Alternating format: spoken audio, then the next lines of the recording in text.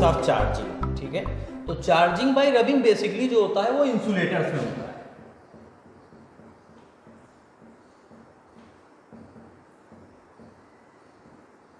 Charging by rubbing this phenomena occurs in insulators basically. अब होता क्या है, चूंकि हमें पता है, we know the concept of static electricity, static electricity का कॉन्सेप्ट हमको पता है, तो कैसे how charging can be done, ठीक है, इन इंसुलेटर्स। अब चूंकि यहां पर टर्म आया है इंसुलेटर्स, तो हम पहले बात करेंगे कि कंडक्टर्स और इंसुलेटर्स होते क्या हैं, ठीक है। फर्स्ट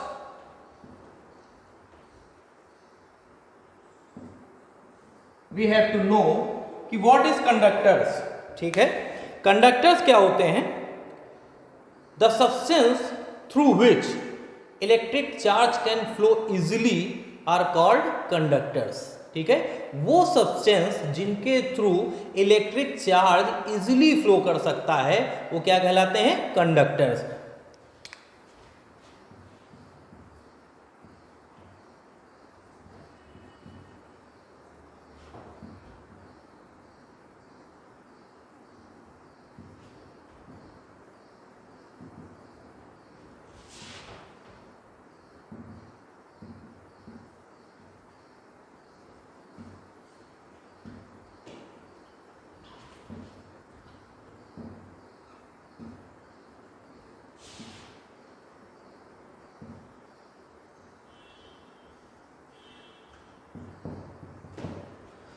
ठीक है, वो सब्सटेंस जिनसे इलेक्ट्रिक चार्ज इजीली फ्लो कर सकता है वो कंडक्टर्स कहलाते हैं। अच्छा, क्यों इजीली फ्लो कर सकता है?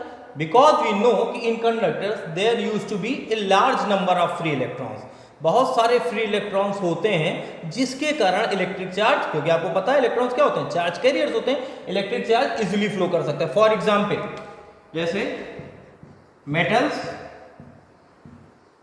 ठीक है, ह्यूमन बॉडी जो होती है वो भी बहुत अच्छा कंडक्टर होती है। Metals, human body, animal bodies, graphite, ठीक है, ग्रेफाइट भी अच्छा एग्जाम्पल है कंडक्टर का। तो बेसिकली हम ये जान लें कि कंडक्टर्स क्या होते हैं, वो सब्सटेंस जिनके through electric charge easily flow कर सकता है। आपको पता है इलेक्ट्रिसिटी फ्लो करती है, कंडक्टर्स में चार्ज कैरियर्स इलेक्ट्रॉन्स बहुतायत मात्रा में होते हैं, दे आर लूजली बाउंड, ठीक है, फ्री इलेक्ट्रॉन्स होते हैं बहुत सारे, जिसके कारण इजीली इलेक्ट्रिसिटी फ्लो कर सकती है, ठीक। अब बात करते हैं इंसुलेटर्स। अब हम बात करें कि इंसुलेटर्स क्या होते हैं।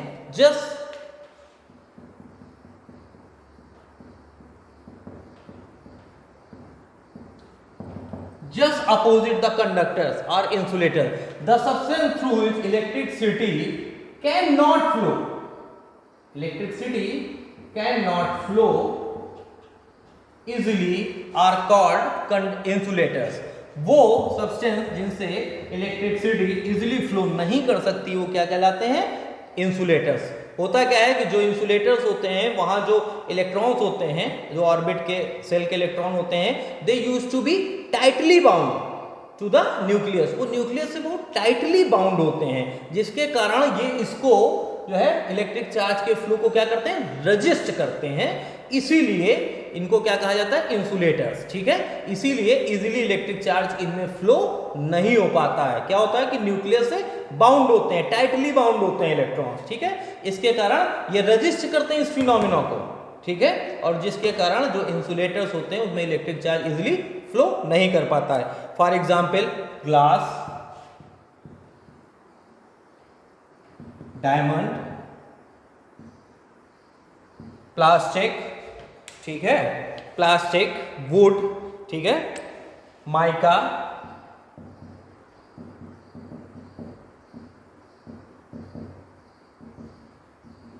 Usually there are lot more. ये जनरली एग्जाम्पल क्या है? इंसुलेटर्स के।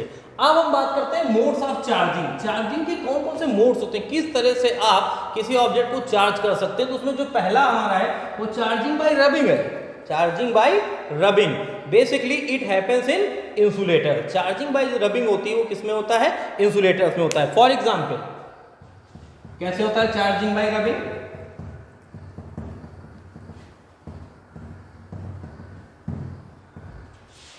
ठीक है, फॉर एग्जाम्पल समझ लीजिए, मैंने पहले भी बता चुका हूं कि मान लीजिए प्लास्टिक कॉम्ब है,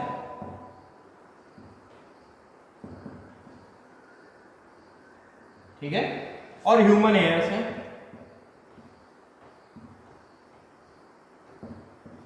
ठीक है। हमने पिछली बार डिस्कस किया था, मान लीजिए प्लास्टिक का कॉम्ब ले लीजिए आप और आप बालों में कॉम्बिंग करते हैं ड्राई हेयर्स में, ठीक है। तो होता क्या है, थोड़ी देर बाद आप इस कॉम्ब को छोटे छोटे पेपर, न्यूट्रल होता है, पेपर के पास आप ले जाएं, ठीक है, पेपर के छोटे छोटे टुकड़े, उनके पास आप प्लास्टिक कॉम्ब ले जाएं, तो होता क्या है कि वो बहुत तेजी से चिपकने लगते हैं प्लास्टिक कॉम्ब में। या आप स्केल ले लें, ठीक है, जो स्केल आप यूज़ करते हैं क्लासरूम में, बचपन से यूज़ करते आ रहे हैं स्केल, अगर स्केल को आप अपने बालों में रब करते हैं, ठीक है, और उसके बाद आप छोटे छोटे बिट ऑफ पेपर जो होते हैं उनके पास ले जाएं, तो वो बहुत जल्दी चिपकना शुरू कर देते हैं, ठीक है। तो व्हाई इट हैपेंस, क्या होता है, जब आप कभी भी, जब आप मान लीजिए कॉम्बिंग करते हैं, बाल ड्राई हेयर्स में आप कॉम्बिंग करते हैं, तो ह्यूमन हेयर्स की जो टेंडेंसी होती है वो किस चीज की होती है, ह्यूमन हेयर्स इलेक्ट्रॉन ट्रांसफर करते हैं, देते हैं, मतलब ह्यूमन हेयर जब इलेक्ट्रॉन दे देंगे तो क्या हो जाएंगे, पॉजिटिवली चार्ज। पहले भी हम बात कर चुके हैं, ह्यूमन हेयर्स क्या हो जाएंगे, पॉजिटिवली चार्ज हो जाएंगे, ठीक है। क्यों, ह्यूमन हेयर से इलेक्ट्रॉन्स कहां जाते हैं, प्लास्टिक कॉम्ब में, और प्लास्टिक कॉम्ब क्या हो जाएगा, नेगेटिवली चार्ज।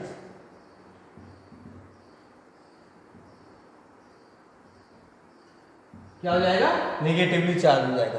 तो जब आप प्लास्टिक कॉम्ब को छोटे छोटे पेपर के जो टुकड़े हैं, ठीक है, उनके पास में ले जाते हैं, प्लास्टिक कॉम्ब को ले जाएंगे आप,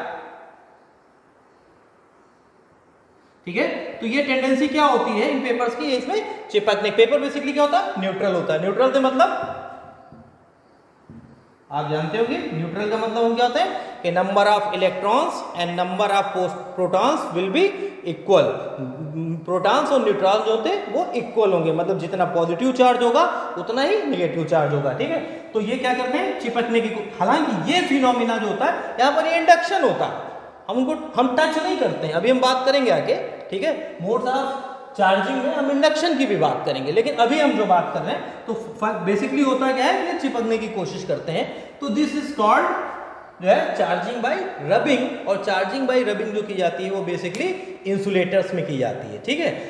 कंडक्टर्स में पॉसिबल नहीं है। फॉर एग्जाम्पल अगर हम बात करें कि अगर चार्जिंग बाय रबिंग कंडक्टर्स में करें, कैसे, मान लीजिए कि आप एक टॉवेल लेते हैं और एक मेटल की लेते हैं, टॉवेल है और मेटल की है, मान लीजिए कि टॉवेल से इलेक्ट्रॉन्स आते हैं और मेटल की में चले जाते हैं, तो क्या होगा उसके बाद, मेटल की क्या कहीं चिपकाएंगे, चिपकेगी, कुछ नहीं होगा, क्योंकि जो इलेक्ट्रॉन्स आप देंगे ये ऑलरेडी गुड कंडक्टर है, वो सारे के सारे इलेक्ट्रॉन जो होंगे, ठीक है, वो इसमें क्या हो जाएंगे, इंड्यूस्ड हो जाएंगे, ठीक है। तो यहाँ पर कंडक्टर्स में चार्जिंग बाय रबिंग का इफेक्ट नहीं होगा। चार्जिंग बाय रबिंग जो होती है वो बेसिकली किसमें होती है, चार्जिंग बाय रबिंग बेसिकली एक करती है किसमें, इंसुलेटर्स में। ये हमारा एक मोड है चार्जिंग का। अच्छा, अब आगे बात करते हैं, ठीक है।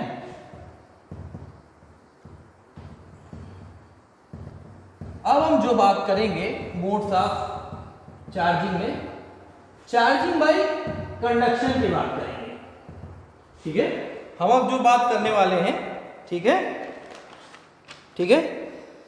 अच्छा, उससे पहले हम एक बात और कर लें, जैसे हमने आपको एग्जांपल दिया कि ह्यूमन हेयर्स होते हैं, ठीक है, ह्यूमन हेयर्स से इलेक्ट्रॉन किस में चला जाता है, प्लास्टिक कॉम्ब में चले जाते हैं। तो जब इलेक्ट्रॉन लीव कर जाएगा, हमने पहले ही बात की थी कि कहीं पर अगर नंबर ऑफ इलेक्ट्रॉन्स और प्रोटॉन्स जो है बराबर हैं, सपोज करिए number of electrons and protons, ये इलेक्ट्रॉन्स हैं, ये प्रोटॉन्स हैं, ठीक है। तो कैसे डिसाइड होता है कि पॉजिटिवली चार्ज है या निगेटिवली चार्ज है, ये बात हम पहले भी कर चुके हैं, लेकिन फिर बात करते हैं। कहीं पर भी नंबर ऑफ इलेक्ट्रॉन जो होते हैं, नंबर ऑफ इलेक्ट्रॉन जो होते हैं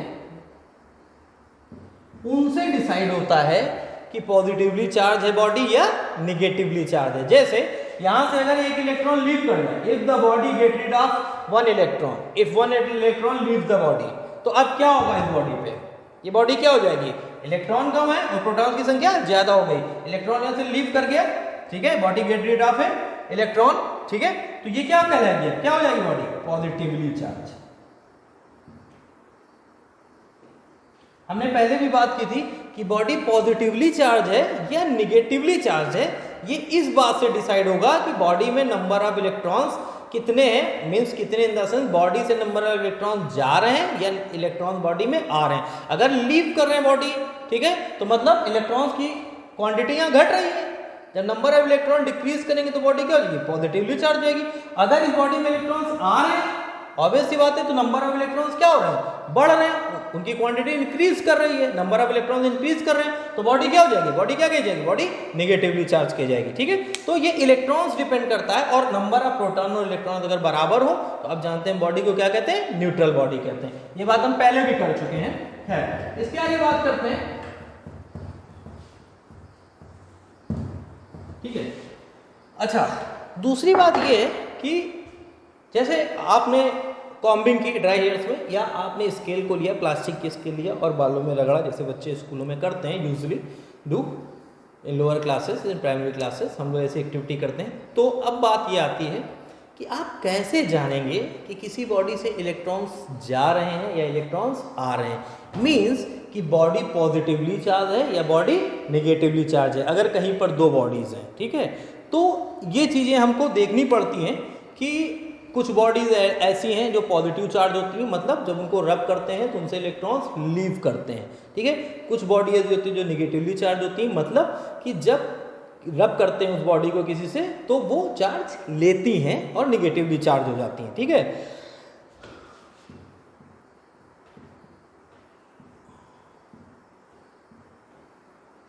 to type of charges develop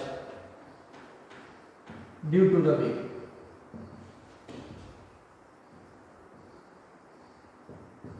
rubbing के कारण बेसिकली दो तरह के चार्ज डेवलप होते हैं, पॉजिटिव चार्ज और नेगेटिव चार्ज।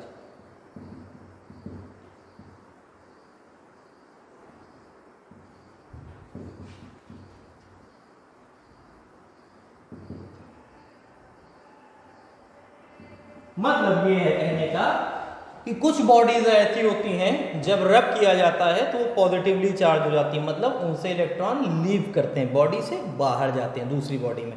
कुछ बॉडीज ऐसी होती हैं जो निगेटिवली चार्ज हो जाती हैं, मतलब जब उनको रब किया जाता है तो वो इलेक्ट्रॉन्स को लेती हैं। ठीक है, उनमें इलेक्ट्रॉन्स आते हैं तो नंबर ऑफ इलेक्ट्रॉन्स बढ़ जाते हैं। तो for example positive charge body में हम दे सकते हैं ग्लास रॉड। ठीक है, अगर इसको हम रब करेंगे तो जनरली पॉजिटिव चार्ज होती है, मतलब ये इलेक्ट्रॉन लीव करते हैं इसको, ये इलेक्ट्रॉन दे देती है। ठीक है, और पॉजिटिवली चार्ज हो जाती है। उसके अलावा मान लीजिए वुलन कोट है, ठीक है, फॉर एग्जाम्पल, ठीक है, वुलन कोट है, वुलन क्लॉथ है,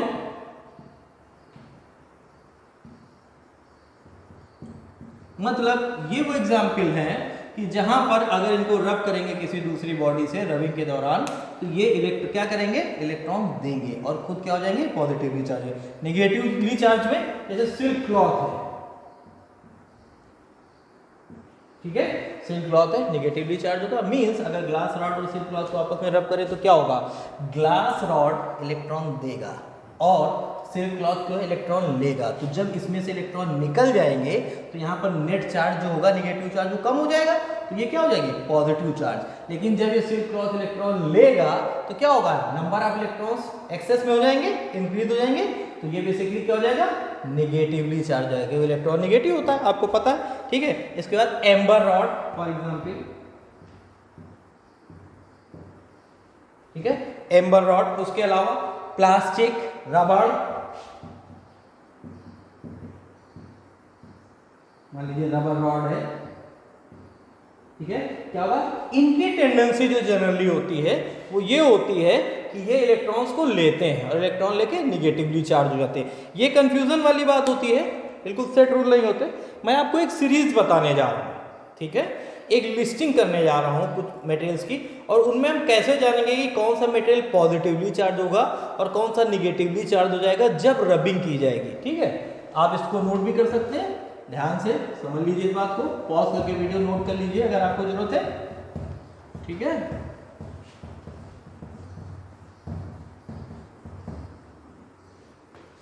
अच्छा, अब हम बात करते हैं different substances can be arrange in such a series.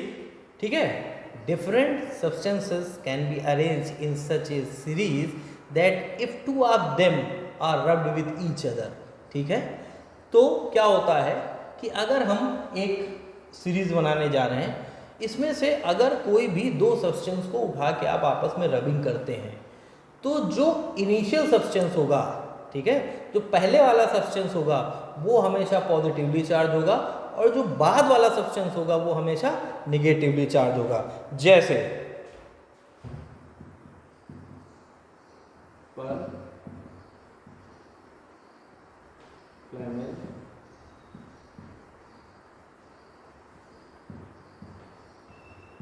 Sealing wax, glass,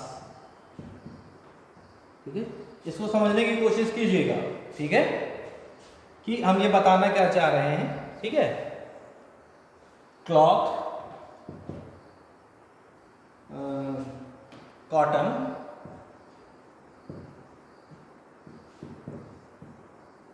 paper, silk, human body,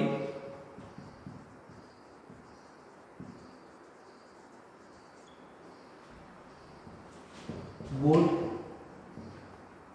ठीक है, मेटल्स, रबर,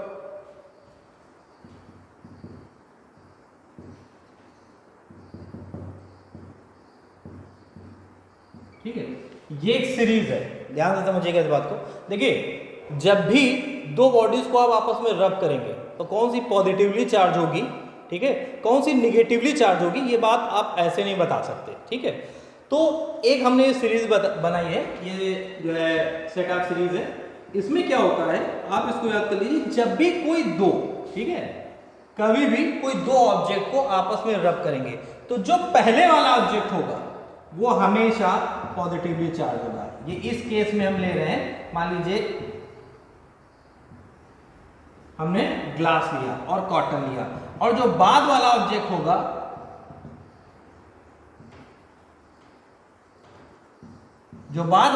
होगा वो नेगेटिवली चार्ज होगा। जब भी दो, इस सीरीज के अकॉर्डिंग मैं बता रहा हूं आपको, ये सीरीज जनरली याद रखनी है कि जब भी हम दो कोई बॉडी लेंगे, ठीक है, तो जो फर्स्ट होगी प्राइमरी बॉडी होगी, ठीक है, जो पहले होगा वो क्या एक्वायर करेगा, पॉजिटिव चार्ज, और जो बाद वाला सब्सटेंस होगा वो क्या एक्वायर करेगा, नेगेटिव चार्ज। फॉर एग्जांपल, अगर मेटल और रबर यही ले लेते हैं, ठीक, तो मेटल पहले आ रहा है और रबर बाद में आ रहा है। मेटल जो होगा वो क्या एक्वायर करेगा, पॉजिटिव चार्ज, और रबर क्या एक्वायर करेगा, नेगेटिव चार्ज। मींस कि मेटल से इलेक्ट्रॉन्स निकलेंगे, ठीक है, और कौन कहां पे आएंगे, रबर में आएंगे। तो ये क्या हो जाएगा, पॉजिटिव चार्ज हो जाएगा, और ये क्या हो जाएगा, रबर क्या हो जाएगा, नेगेटिवली चार्ज हो जाएगा।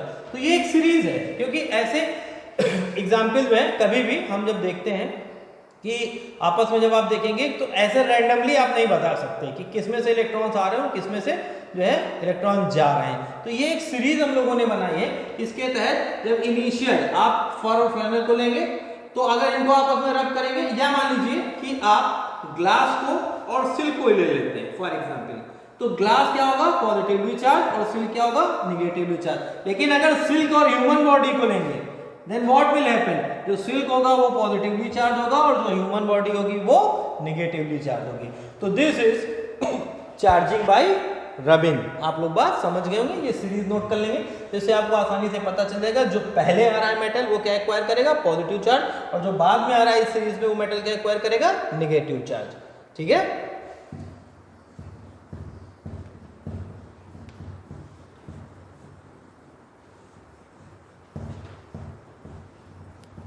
अब हम बात करते हैं इसके आगे। एक आपकी बुक्स में एक चीज दिया है, वर्क फंक्शन, एक छोटी सी चीज दी है। अभी हम इसके आगे चलेंगे, चार्जिंग बाय रबिंग के बाद चार्जिंग बाय कंडक्शन, और उसके बाद आगे चार्जिंग बाय इंडक्शन बात करेंगे। लेकिन एक छोटी सी बात यहां पर कर लेते हैं, work function.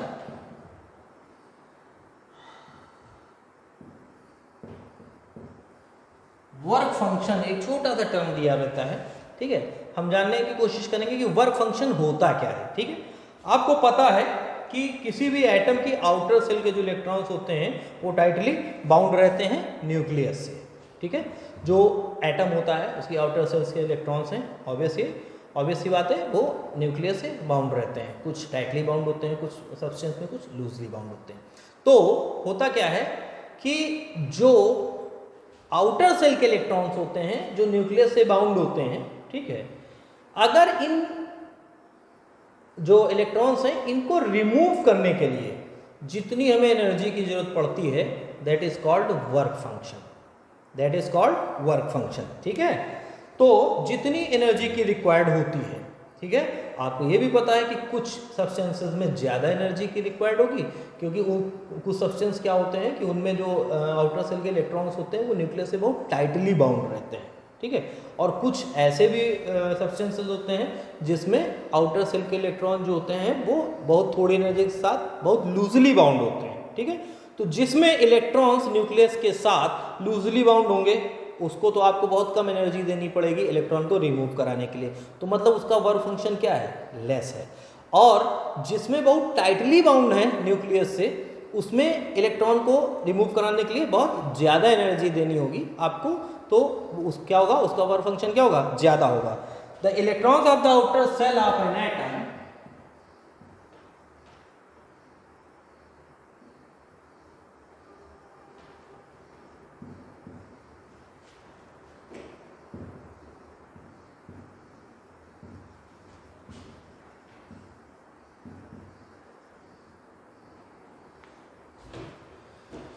are loosely bound to the nucleus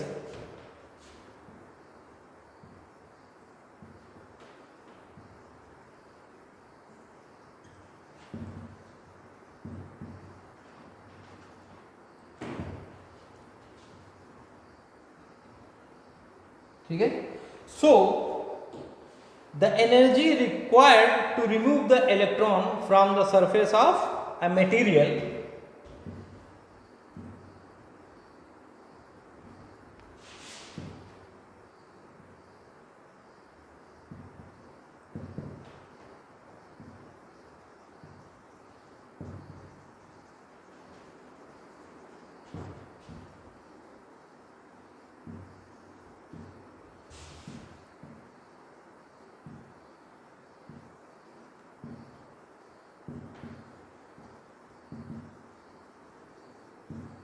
energy required to remove the electron from the surface of the material is called work function।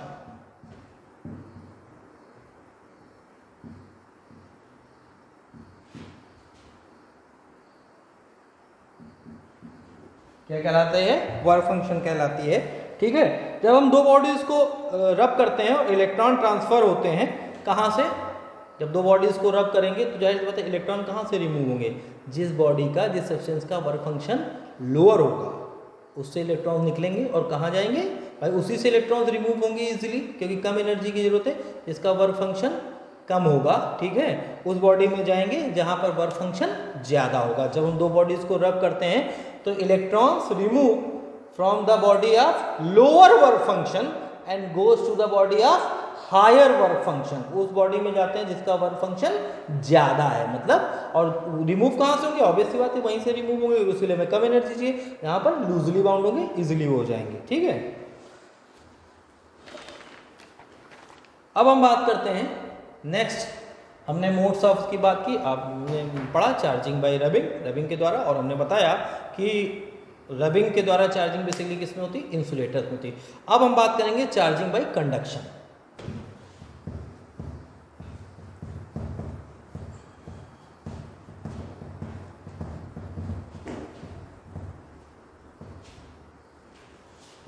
ठीक है, आप वर्क फंक्शन समझ गए। अब चार्जिंग बाय कंडक्शन की बात करेंगे, वो भी एक मोड होता है।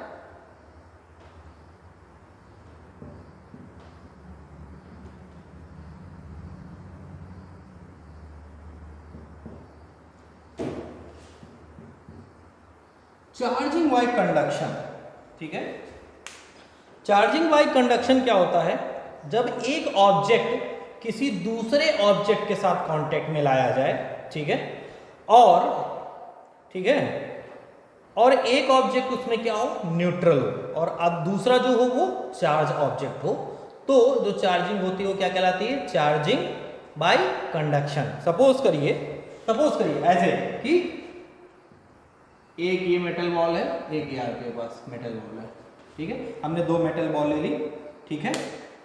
और मान लीजिए कि ये जो मेटल बॉल है, जो बड़ी वाली मेटल, ये निगेटिवली चार्ज है, ठीक है।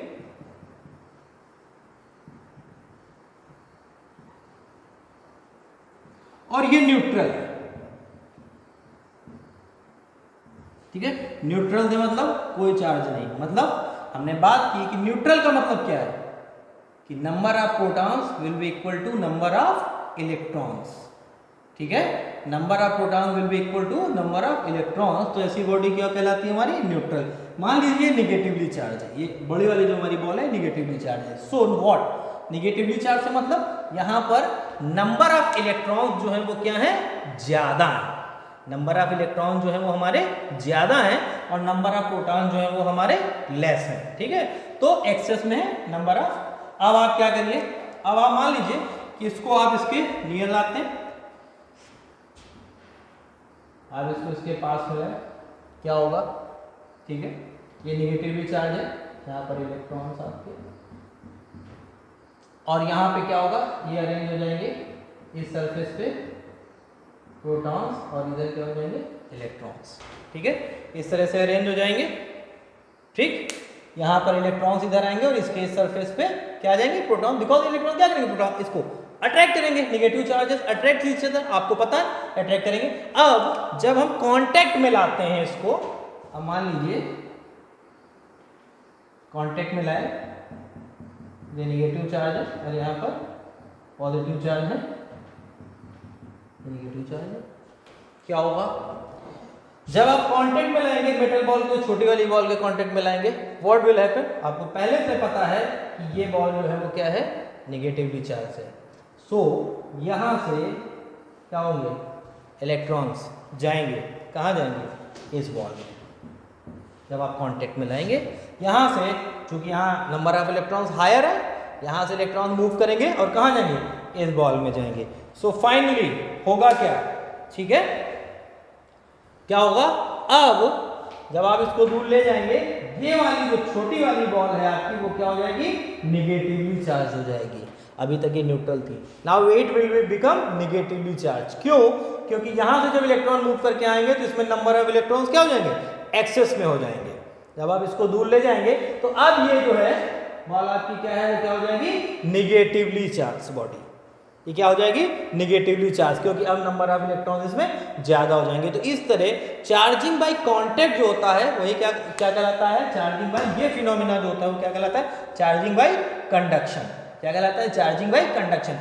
अपोजिट भी हो सकता है, मान लीजिए ये पॉजिटिवली चार्ज बॉडी होती है, ठीक है, और ये न्यूट्रल बॉडी है, राइट।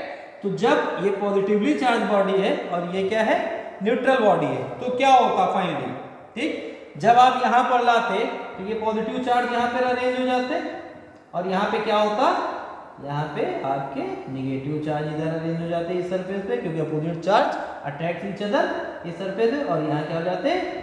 पॉजिटिव चार्ज आ जाते हैं। तो होता क्या फाइनली? होता ये कि यहाँ से इलेक्ट्रॉन मूव करते और इस बॉडी में आ जाते हैं, और जब ऐसा होता तो ये बॉडी निगेटिवली चार्ज हो जाती है और ये बॉडी क्या हो जाती है? पॉजिटिवली। ये बॉडी क्या हो जाती है? क्योंकि इलेक्ट्रॉन यहाँ आ जाते हैं, ठीक है, यहाँ पे आ जाते। तो होता क्या कि अब ये वाली बॉडी क्या हो जाएगी? पॉजिटिवली चार्ज हो जाएगी। तो ये जो फिनोमिना होता है चार्जिंग बाय कांटेक्ट, ठीक है, ये कहा जाता है चार्जिंग बाय कंडक्शन। ये क्या कहा जाता है? Charging bye conduction. समझ गए बात को? अब जो नेक्स्ट बात आती है हमारे पास, ये चार्जिंग बाय हमने पहले बताया, charging by rubbing basically happens in insulators, ठीक है। अब ये हमारा चार्जिंग बाय कंडक्शन है या चार्जिंग बाय कांटेक्ट। अब हम बात करते हैं चार्जिंग बाय इंडक्शन, ठीक है।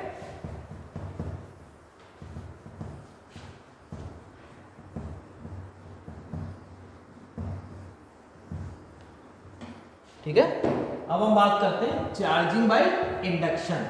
मतलब क्या है? कोई कांटेक्ट नहीं, यहां पर कोई रबिंग नहीं, चार्जिंग बाय इंडक्शन में। Charging by induction, charging by induction. अब चार्जिंग बाय इंडक्शन में क्या होता है? चार्जिंग बाय इंडक्शन में ये हो जाता है हमारा कि अच्छा इलेक्ट्रोस्टैटिक इंडक्शन जानते क्या होता है? आप लोग की बुक्स में डिफाइन किया है, चलिए बात करते हैं।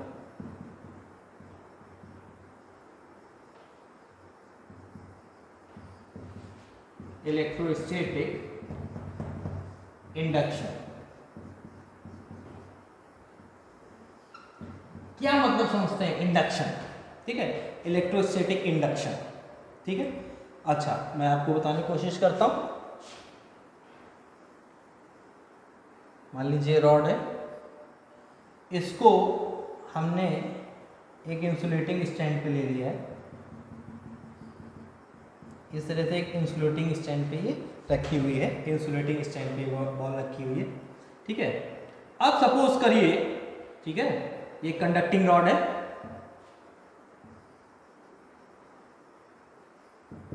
कंडक्टिंग रॉड है, हमने एक इंसुलेटिंग स्टैंड पे ले लिया है,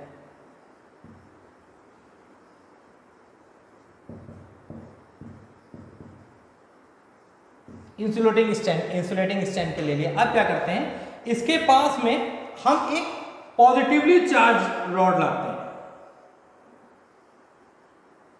ठीक है, एक पॉजिटिवली चार्ज रॉड लाते हैं इसके पास में, ठीक है, पॉजिटिवली चार्ज रॉड लाए, ये है आपकी पॉजिटिवली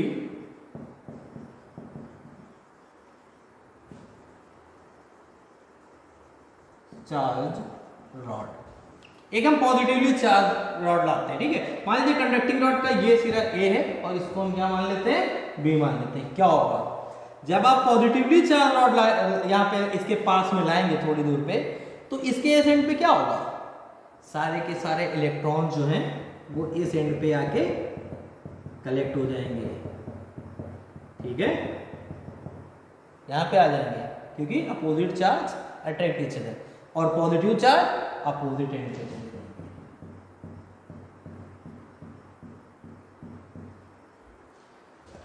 राइट। तो ये जो फिनोमिना होता है हमारा, यही फिनोमिना हमारा कहलाता है इलेक्ट्रोस्टैटिक इंडक्शन। ये फिनोमिना क्या कहलाता है? Electrostatic induction. आपने एक कंडक्टिंग रॉड ली, ठीक है, उसको हमने एक इंसुलेटिंग स्टैंड पे रखा, ठीक है, इससे कोई मतलब ही नहीं रह गया, ठीक है। अब हम एक पॉजिटिवली चार्ज रॉड इसके पास में लाए, एक सिरे के पास में लाए, मीन्स ये पार्ट ए जो है इस तरफ लाए, ठीक है। तो होगा क्या कि चूंकि रॉड पॉजिटिवली चार्ज है, तो ये क्या करेगी? कंडक्टिंग रॉड के जो निगेटिव चार्जेस है, ठीक है, मतलब इलेक्ट्रॉन्स को अट्रैक्ट करेगी और यहाँ पर ये वाला सिरा जो होगा वो निगेटिवली चार्ज हो जाएगा, ठीक। और आपको पता ही है कि opposite charges attract each other, और उसके बाद पॉजिटिव चार्जेस क्या हो जाएंगे? वो दूसरे एंड पे जाके कलेक्ट हो जाएंगे, ठीक है। तो कहता है कि electrostatic induction is the phenomena of temporary electrification. Electrostatic induction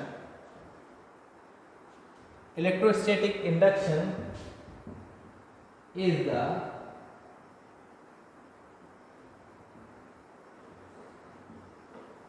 phenomena of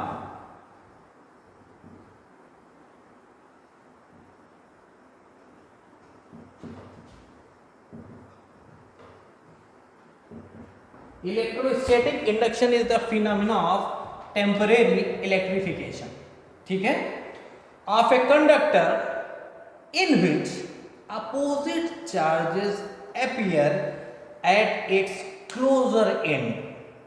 बात समझे? Electrostatic induction is the phenomena of temporary electrification of a conductor, हमने कंडक्टिंग रॉड ली थी, of a conductor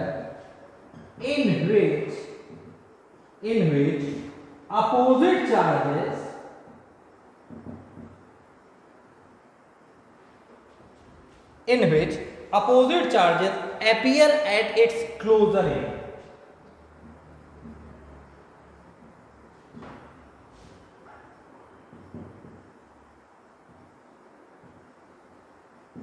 At its closer end, while अब opposite charges क्या होते हैं? वो closer and पे आके अपीयर होते हैं, और वो ऑब्वियस सी बात है, ठीक है। And similar charges appear at its farther and in the presence of nearly charge object and इधर मैं लिख देता हूं and similar charges appear at its farther end in the presence of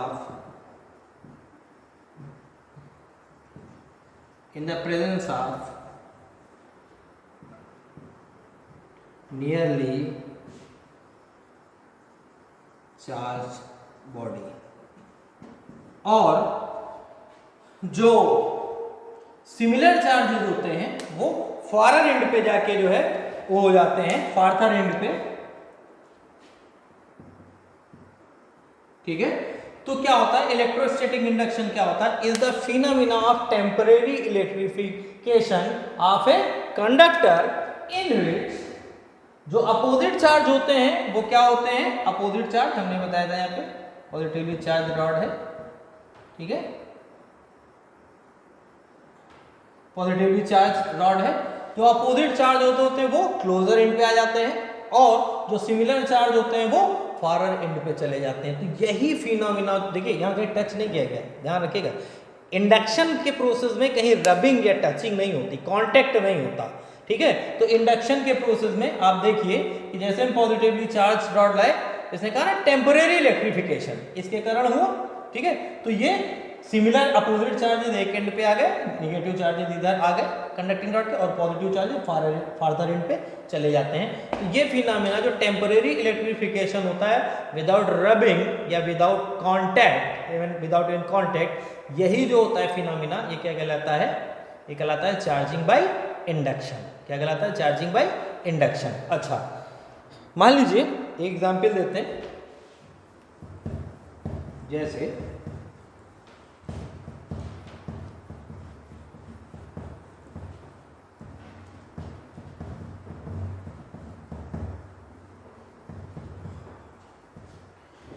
एक एग्जाम्पल देते हैं, मान लीजिए आपने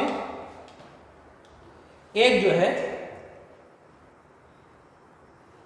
मेटल स्फेयर लिया, ठीक है। हम क्या करते हैं, एक मेटल स्फेयर लेते हैं। सपोज करिए कि हमने एक मेटल स्फेयर लिया, एक इंसुलेटिंग स्टैंड पर रख दिया। ये आप लोग की कई सारी बुक्स में एग्जाम्पल दिया, आपकी जीनियस के लिए मैं ले रहा हूँ। मान लीजिए कि हमने मेटल स्फेयर लिया और इसको जो है हमने इंसुलेटिंग स्टैंड पे रखा और इसके पास में हमें रॉड लेके आए, ठीक है। और ये जो रॉड है ये निगेटिवली चार्ज है, रॉड जो है क्या है, निगेटिवली चार्ज है। अब क्या होगा कि ये जो है मेटल स्फीयर, जब इसको हम इसके पास लाएंगे तो चूंकि इधर निगेटिव चार्ज है तो इसके इधर वाले सरफेस पे क्या हो जाएगा, इसके अंदर पॉजिटिव निगेटिव दोनों चार्जेस है, तो इसके इधर वाले सरफेस पे क्या होगा, पॉजिटिव चार्ज इधर कलेक्ट हो जाएंगे और निगेटिव चार्ज इधर कलेक्ट हो जाएंगे। मान लीजिए उसने कहा आपको कि ये मेटल स्फीयर है, इसको हमने पॉजिटिवली चार्ज ऑब्जेक्ट बनाना है, ठीक है।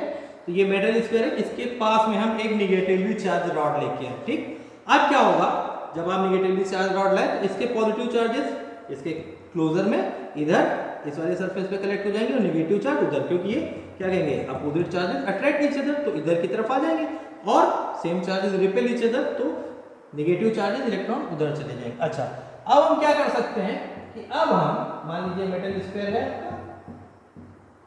ठीक है,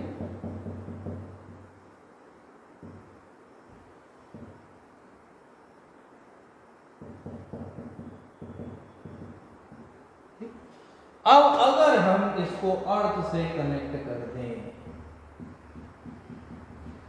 क्या होगा, अगर हम इसको अर्थ से कनेक्ट करेंगे, यू ऑल नो क्या होगा कि सारे के सारे नेगेटिव चार्जेस कहाँ चले जाएंगे, अर्थ में चले जाएंगे।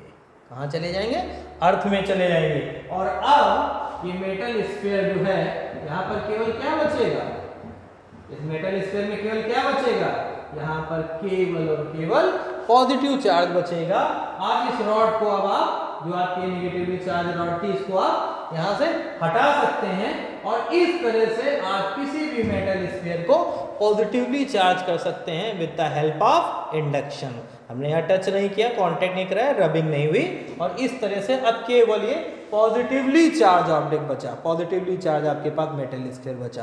तो ये प्रोसेस क्या कहलाता है? This is charging by induction, charging by induction. Okay, अभी तक जो भी बताया गया आप समझ गए होंगे। अब हम आगे चलते हैं। अब हम इलेक्ट्रिक चार्ज की, जो हमारा दूसरा टॉपिक था, शुरुआत में मैंने बताया था, हम प्रॉपर्टीज की बात करेंगे, properties of electric charge. Okay, हम बात करेंगे प्रॉपर्टीज की, प्रॉपर्टीज ऑफ इलेक्ट्रिक चार्ज।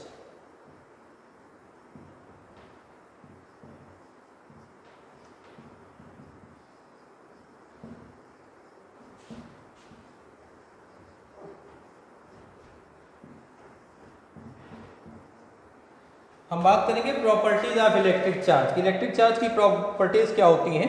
ठीक है, तीन प्रॉपर्टीज होती हैं इलेक्ट्रिक चार्ज की। एडिटिविटी,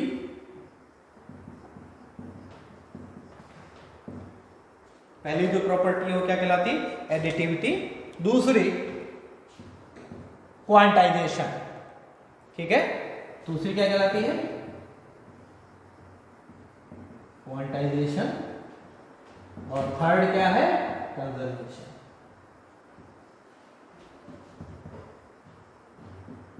थर्ड क्या कहलाती है?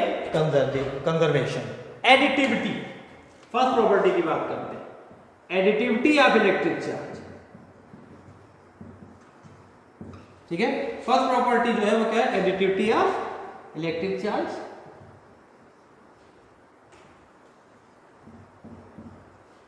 बहुत सिंपल। पहले ही शुरुआत में हमने बात की थी कि like mass electric charge is a, क्या होता है, क्या होती है? Electric charge is a scalar quantity. शुरुआत में हमने बात की थी लाइक मास, मास की तरह इलेक्ट्रिक चार्ज क्या है? एक स्केलर क्वांटिटी है। ठीक, तो एडिटिविटी क्या होती है?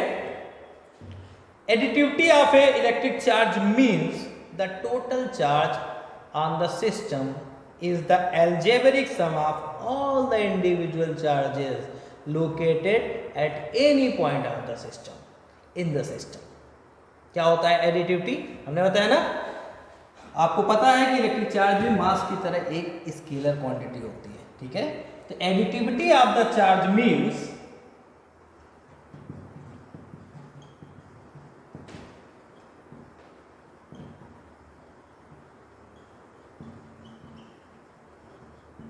additivity of the charge means the total charge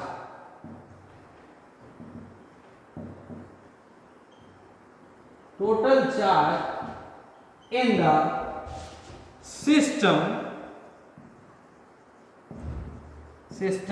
is algebraic sum। System में जो टोटल चार्ज होगा वो क्या होगा? Total charge of the system will be the algebraic sum of all charges at algebraic sum of all charges, जितने भी charges system के अंदर होंगे, ठीक है, वो algebraic sum of all individual charges, ठीक है, algebraic sum of all individual charges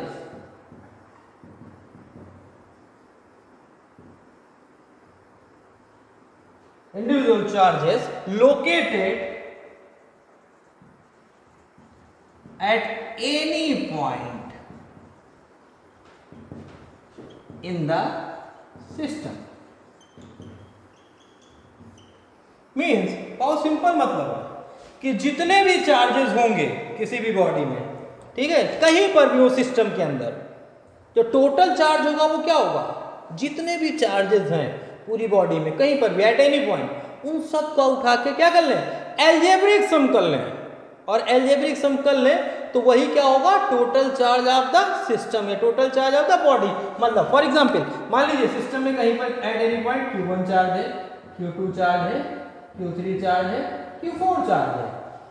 system में किसी पॉइंट पे Q1, Q2, Q3 ये सारे चार्जेस है।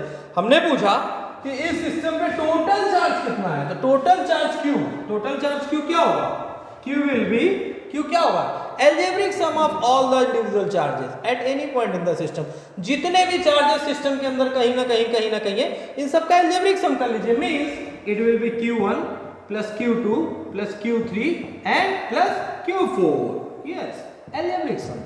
ठीक है, सारे चार्जेस का कर ले और यही हमारा क्या हो जाएगा, टोटल चार्ज हो जाएगा किसी भी सिस्टम में। यही हमारा क्या कहलाता है, ये कहलाता है एडिटिविटी ऑफ चार्जेस। एक बात और ध्यान रखना कि अगर सिस्टम में कहीं पर कहे कि नहीं, कहीं पर चार्ज q1 है, कहीं q2 है, कहीं q3 है और कहीं q4 है, मतलब यहाँ साइन नहीं है, ऑब्वियस सी बात है, क्या है, प्लस है, तो टोटल चार्ज क्या होगा, ध्यान रखिएगा, q is equal to q1 plus यहाँ पर क्या है minus q2 plus q3 plus minus q4। Note down कि the sign of the charges must be taken care of. जो साइन होगा इंडिविजुअल चार्ज का उसका आपको ध्यान रखना है। मतलब q इज इक्वल टू, अब आप ऐड करेंगे algebraic sum of all the charges, तो q1 minus q2 plus q3 minus q4। Algebraic sum of all the charges at any point in the system is will be the total charge of the system. और यही property क्या कहलाती है, आपकी additivity. यही property क्या कहलाती है, एडिटिविटी ऑफ चार्ज। और पहले बता चुका हूं चार्ज स्केलर क्वांटिटी है जस्ट लाइक मास, तो आपका ऐसे एल्जेब्रिक सम इसी तरह से होगा, आप सबका एल्जेब्रिक सम कर लेंगे, टोटल चार्ज जो सिस्टम में वो आपका निकल आएगा। बस sign must be taken care of, remember it.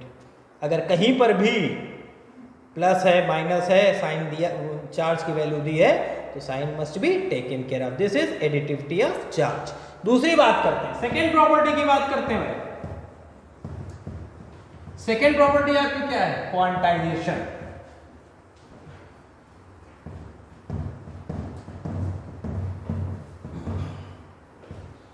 Quantization of charges, ठीक है, ये भी प्रॉपर्टी होती है। ठीक है, या पहले चलिए बात कर लेते हैं कंजर्वेशन ऑफ चार्जेस। ठीक है, पहले हम बात कर लेते हैं conservation of charges. Conservation of charge, बहुत सारे लॉ ऑफ कंजर्वेशन आपने पढ़े होंगे, हैं, law of conservation of mass, law of conservation of energy. अब वही यहां अप्लाई होगा, क्या, कंजर्वेशन ऑफ चार्ज। क्या होता है कंजर्वेशन ऑफ चार्ज, ठीक है, किसी भी आइसोलेटेड सिस्टम में जो टोटल चार्ज होता है वो हमेशा कांस्टेंट रहता है। The total charge remains constant in an isolated system. किसी भी आइसोलेटेड सिस्टम में the total charge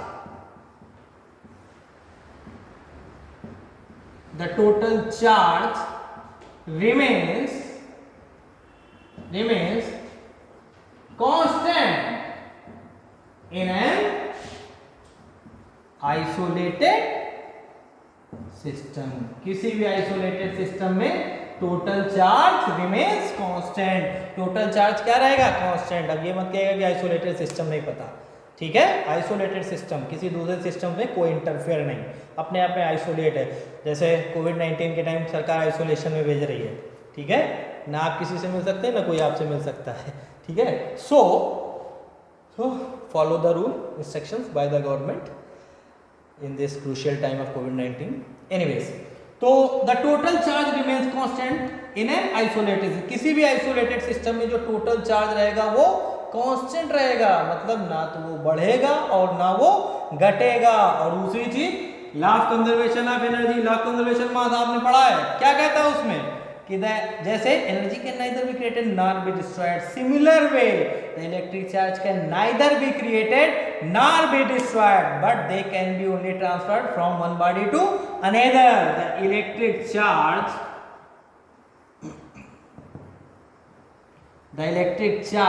can neither be created nor be destroyed but can be transferred from one body to another।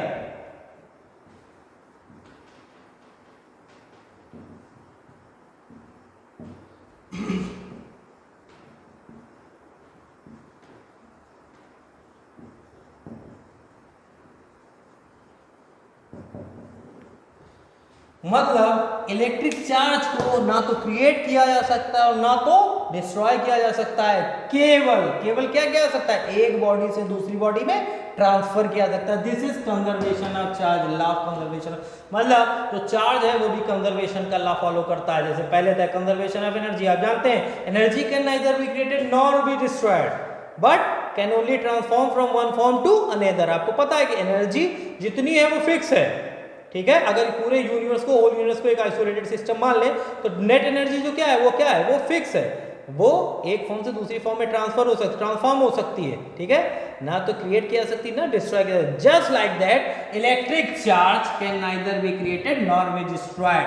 केवल एक body से दूसरी body में electric charge को transfer किया जा सकता है, बल्कि उसको जो है क्या किया जा सकता है कि एक बॉडी से दूसरी बॉडी में हम ना तो जनरेट कर सकते हैं और ना ही डिस्ट्रॉय कर सकते हैं। For example nuclear fission reaction आपने पढ़ी होगी यूरेनियम की। जैसे मैं अभी आपको दिखा रहा हूं एग्जांपल, फिर आपको बताता हूं एग्जांपल क्या होता है। U-235 क्या होती है रिएक्शन,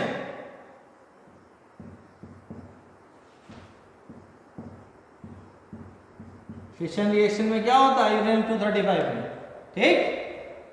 क्या प्रोडक्ट बनते हैं,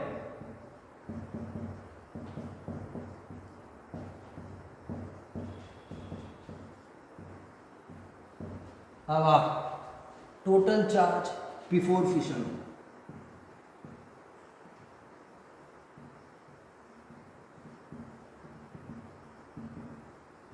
कितना होगा भाई, कितना है 92 is equal to after fission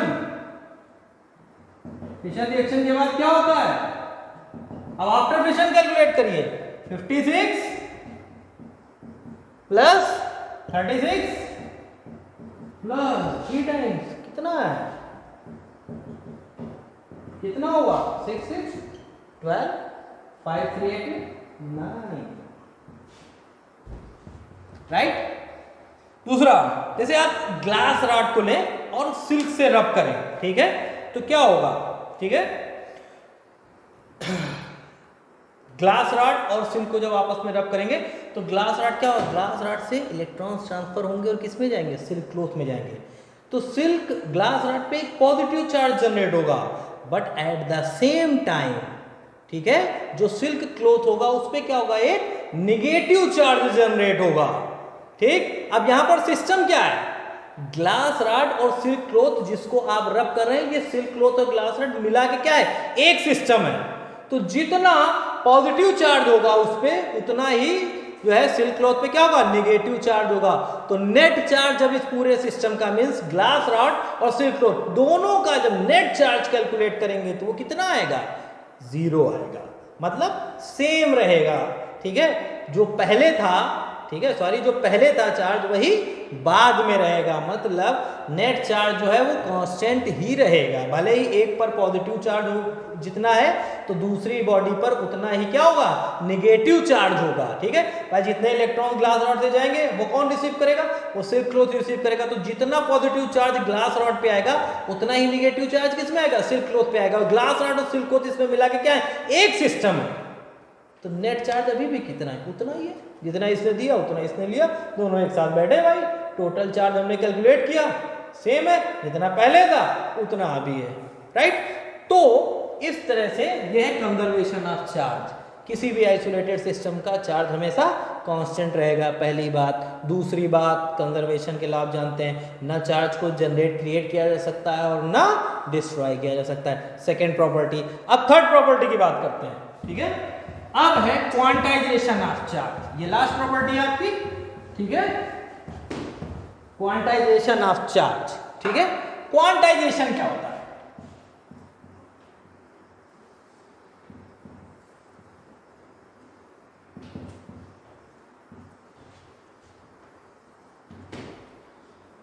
quantization of charge. अच्छा, मैं आपसे कहूं कि फॉर एग्जांपल थोड़ा सा आइडिया कि जब ग्लास रॉड और सिल्क क्लॉथ को आपस में रब किया गया तो जो ग्लास रॉड थी उससे 2.25 इलेक्ट्रॉन्स निकले और वो सिल्क क्लॉथ में चले गए, मतलब ग्लास रॉड ने 2.25 इलेक्ट्रॉन दिए और सिल्क क्लॉथ ने 2.25 इलेक्ट्रॉन ले लिए। Is it possible? क्या ये संभव है? नहीं है। यही है क्वांटाइजेशन। यही चार्ज की जो प्रॉपर्टी है, क्वांटाइजेशन ऑफ चार्ज, वो आपकी थर्ड मोस्ट इंपॉर्टेंट प्रॉपर्टी है। ठीक है, ऐसा संभव नहीं, नॉट पॉसिबल। मतलब क्या है, अगर आपने 2.25, 1.7, 3.65 कहें कि चार्जेस निकले एक बॉडी से और दूसरी बॉडी ने उसको ऑप्ट कर लिए, ये संभव नहीं है। यही प्रॉपर्टी जो है वही कहलाती है कि क्वांटाइजेशन। मतलब charge on a body can only be, कहता है charge on a body can only be integer multiple of, charge on a body can only be integer multiple of charge, integer multiple of charge on an electron। कहता है कि किसी भी body पे जो charge हो सकता है वो इलेक्ट्रॉन पर, एक इलेक्ट्रॉन पे जितना चार्ज होता है उसके इंटीजर के मल्टीप्लिकेशन में ही चार्ज हो सकता है किसी बॉडी पे। मतलब ये कि Q is equal to plus minus N E. E integer है, वैल्यू क्या हो सकती है, एन की वैल्यू क्या होगी, plus minus 1, plus minus 2, plus minus 3, plus minus 4। ठीक, E charge on an electron, आपको पता है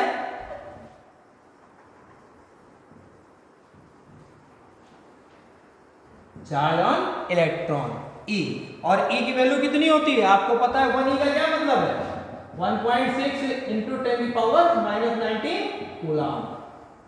ठीक है, एक इलेक्ट्रॉन पर कितना चार्ज होता है, और ये कंसीडर की जाती है fundamental unit of charge. This is considered